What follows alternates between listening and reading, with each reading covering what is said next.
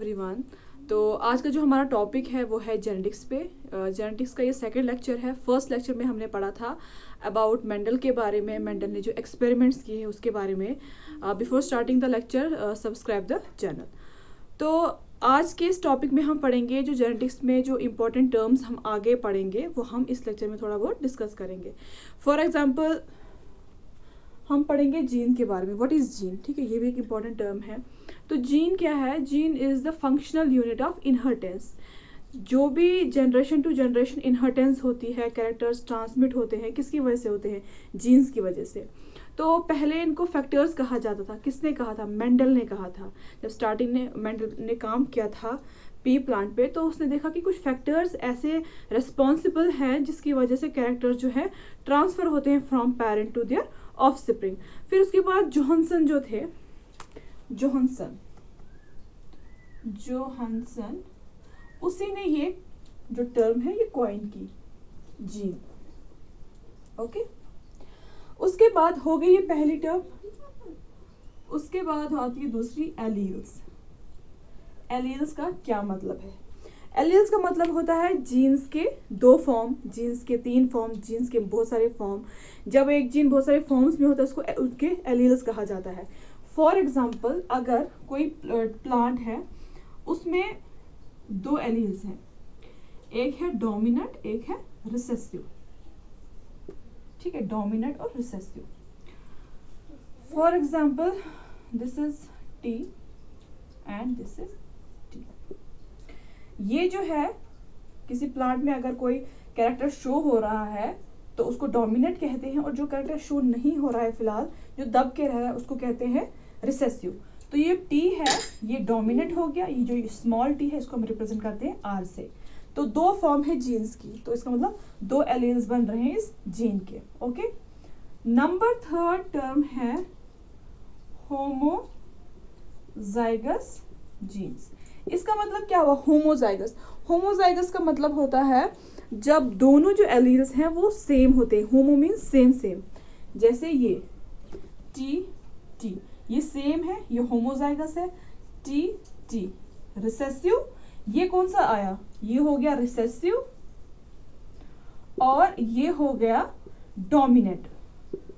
That means homozygous genes के दो types हैं, homozygous dominant and homozygous recessive. ठीक है, दोनों सेम सेम है। ओके, नंबर फोर्थ आता है फिर हेटेरोजाइगस। हेटेरोजाइगस, हेटेरोजाइगस में भी सेम ऐसा है। अगर हम हेटेरोजाइगस में देखेंगे इस तरह से है, ये देखो, ये हो गया हेटेरोजाइगस। मीन्स एक इसमें ये वाला है एलील है, एक इसमें ये एलील है, सेम सेम नहीं है, तो ये क्या हो गया? हेटेरोजाइगस। ओके, तो ये हो गई टर्म्स कुछ। अब हम पढ़ते हैं फिनोटाइप एंड जीनोटाइप के बारे में। ओके, अब हम देखते हैं फिनोटाइप क्या हुआ। फिनोटाइप क्या हुआ और जीनोटाइप क्या हुआ।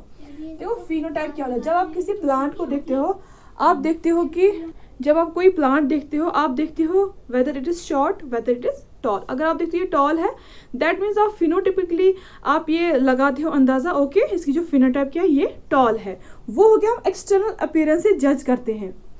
जीनोटाइप होता है जेनेटिक मेकअप। जेनेटिक मेकअप मतलब हम अंदर सेल के अंदर इसमें जो जीन्स है वो किस तरह के हैं। फॉर एग्जाम्पल, मैंने कहा एक प्लांट जो है वो टॉल है, हो सकता है उसका जो ये है जीनोटाइप वो इस तरह से हो, T T T T. Okay, दोनों केस में जो प्लांट है वो टॉल हो सकता है। अब लेकिन फिनोटाइप में हम इतना नहीं देखते हैं। जब हम जीनोटाइप में देखते हैं तब हम ये चीज देखते हैं, हम इसके इंटीरियर में जाते हैं कि इसमें कौन सा जो है किस तरह के ये जीन्स बन रहे हैं। तो या तो ये पॉसिबिलिटी या तो ये पॉसिबिलिटी। हो गया ये फिनोटाइप एंड जीनोटाइप हो गया एक और टर्म। अब आती है नेक्स्ट टर्म, क्रॉस। क्रॉस किसको बोलते हैं? Cross means breeding. ठीक है, दो के बीच ब्रीडिंग। जैसे फॉर एग्जाम्पल, एक इस तरह से ब्रीडिंग, इनके बीच में क्रॉस हो गया, तो ये क्या बन गया? ये हो गया क्रॉस। Okay, simple. फिर नेक्स्ट टर्म आती है फिलियल। फिलियल क्या हुआ? देखो, फिलियल का मतलब क्या हुआ? ये हो गई parent, this is parent, this is parent, this is there offspring, ठीक है। ये पहली जनरेशन है।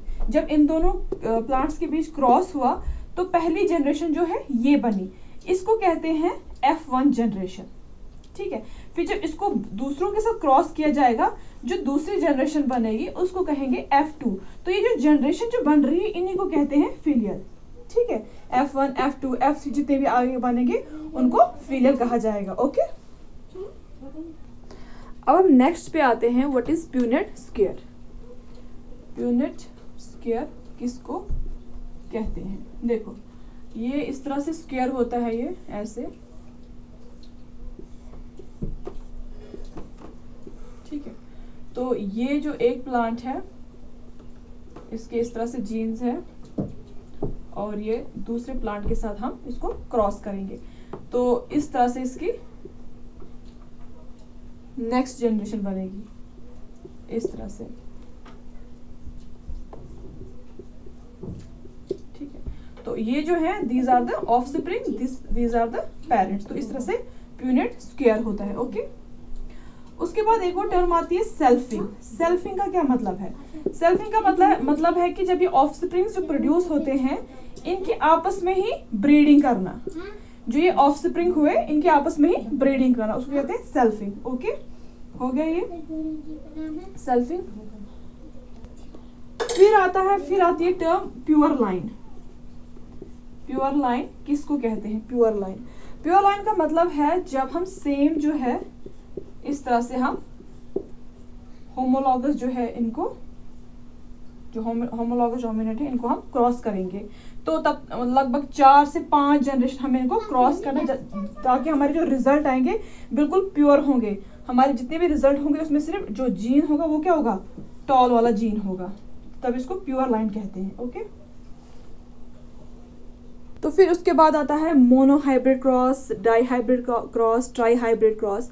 मोनोहाइब्रिड का क्रॉस का मतलब है जिसमें इस तरह की क्रॉसिंग हो, जिसमें एक ही कैरेक्टर जो है वो क्रॉस हो रहा है, इसमें सिर्फ टॉलनेस का कैरेक्टर आपको शो हो रहा है, तो इसमें टॉलनेस ही कहीं ये हो रही है, क्रॉसिंग हो रही है। डाईहाइब्रिड का मतलब है जब दो कैरेक्टर, इसमें दो कैरेक्टर, इस टाइम यहाँ पे कितने कैरेक्टर्स हैं? इस टाइम यहाँ पे एक कैरेक्टर इंक्लूड है।